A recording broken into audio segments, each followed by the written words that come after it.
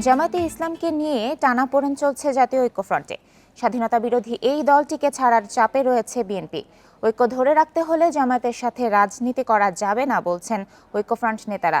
আর এ ব্যাপারে বিএনপির অবস্থান পরিষ্কার, দাবি বিএনপি নেতাদের।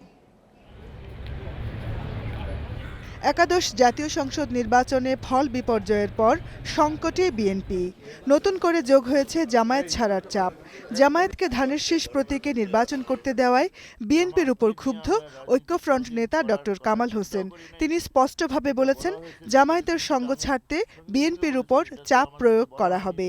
জামায়াতকে নিয়ে আমরা রাজনীতি কোনোদিন করার কথা চিন্তাও করি নাই, ভবিষ্যতে এই ব্যাপারে একদম পরিষ্কার ওকে যে জামায়াতকে নিয়ে আমরা করব না। ঐক্যফ্রন্টের শরিক দলগুলো জামায়াত বিরোধী অবস্থানে। তারা বলছেন, বিএনপির সঙ্গে জামায়াতের মিত্রতা ঐক্যের জন্য হুমকি। বিএনপি কার কার সাথে থাকবে কি থাকবে না এটা তাদের ব্যাপার, কিন্তু বিএনপি যদি আমাদের সাথে থাকতে হয় তাহলে আমাদের পরিষ্কার সিদ্ধান্ত মুক্তিযুদ্ধের চেতনাকে আপল করেই তাদের থাকতে হবে। তবে দীর্ঘদিনের জোট সঙ্গী জামায়াতের সঙ্গে মিত্রতা ঐক্যের পথে বাধা বলেও মনে করছেন না বিএনপি নেতারা। নানা রকমের ভুল বুঝাবুঝি সৃষ্টি হতে পারে। আমরা তো সেটা এখনো বলতে চাই না, কারণ আমরা একটা জোটের মধ্যে আছি। আমরা তো আলাদা চিন্তা করতে পারছি না এখন।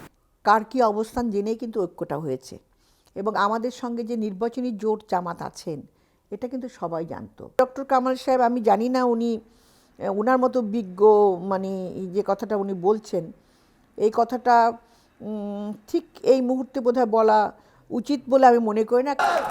ভোটের হিসাব সহ নানা কৌশলগত কারণে জামায়াত নিয়ে এখনই কোনো সিদ্ধান্তে আসতে চায় না বিএনপির শীর্ষ নেতৃত্ব। Jahanara Parvin, independent news, Dhaka.